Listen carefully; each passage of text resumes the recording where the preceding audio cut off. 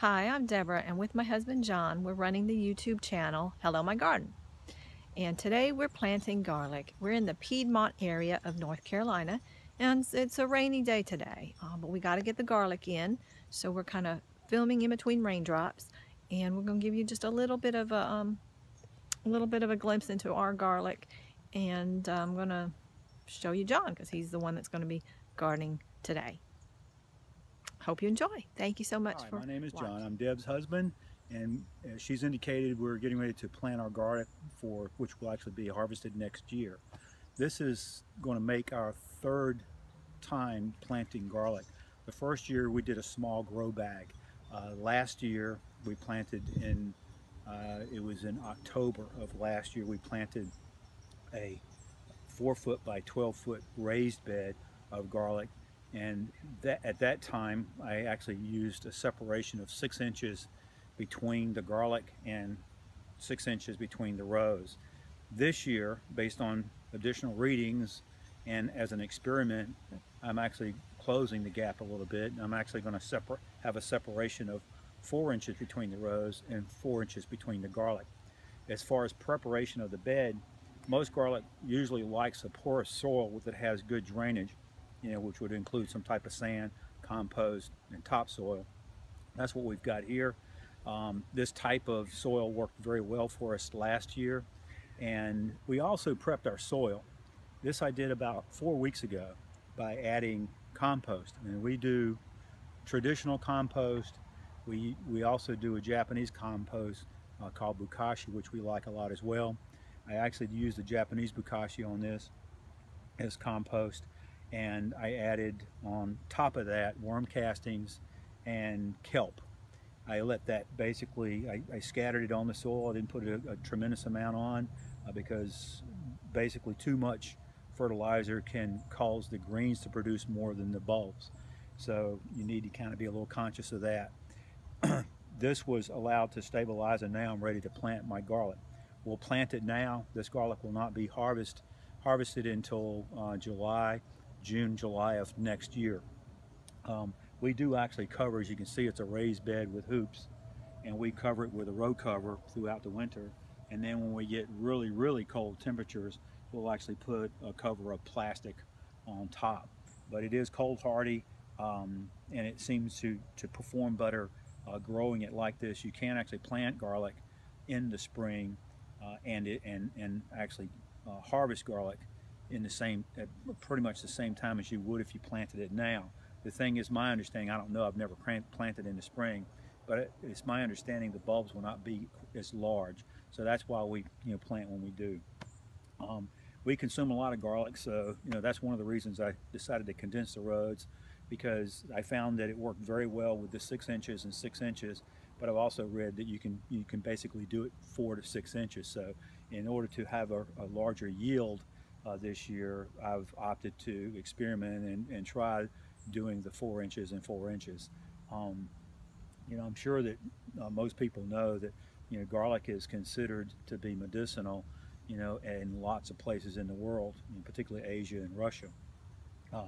I don't know that there's been any scientific study or medical study to prove one way or the other if it really is, but it is something that I consider to be a valuable part of our diet, and that's why we've opted to now grow it, because as you know, garlic can be kind of expensive.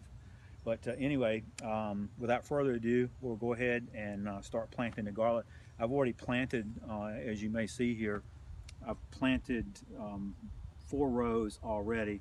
We're planting a number of varieties of Korean garlic. Last year I planted a Korean red, a Korean mountain, and a Pong Vang, which is a North Korean garlic, along with Asian tempest. This year we're planting pretty much the same, with an addition of we've had to pick up, because we're running short on garlic based on the extension of how tight this garlic is being planted. We picked up some German garlic at a garden supply, or a organic garden supply store that we use nearby us here, and that is it's a German garlic. And along with that, there's another garlic we added. Let me look at the label, which is Thai purple, and I've got a complete row of that. And pretty much the way this is set up, it's averaging to be, there's going to be probably about close to 30 bulbs per row and 10 rows. So as you can see, that's going to be a substantial amount of garlic.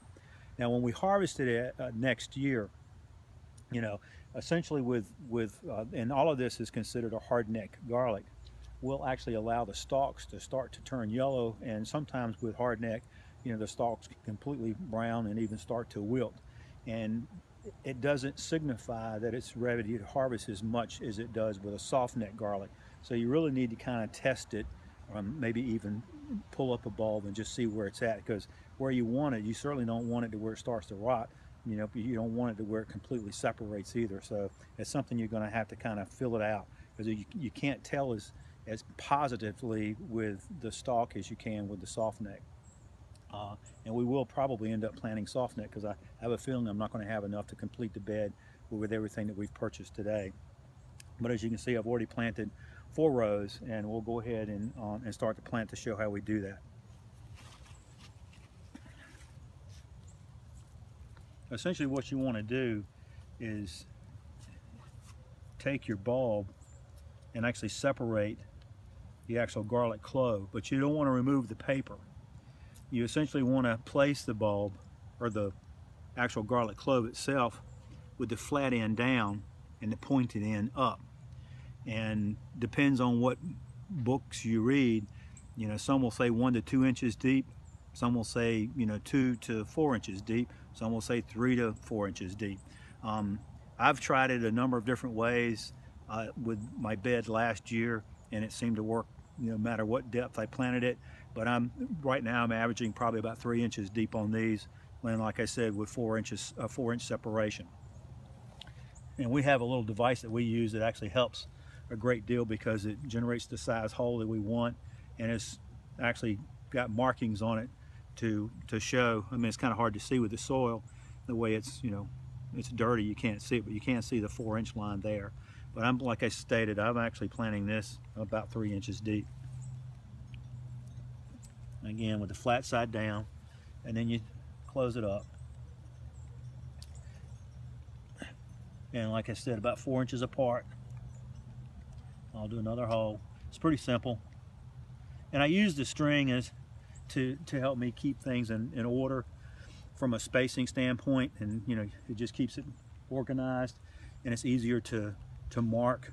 And what I'll do is, along with having these tabs put in the soil, they have a tendency with the sun and everything else, they'll actually get sun exposure and become brittle and break, and they'll fade. So I actually, after doing this, I'll go and actually take a photo of this, and then I'll actually record this into a document, that'll show exactly where things at. Because garlic is like any other plant. You don't want to plant for the benefit of disease and pest.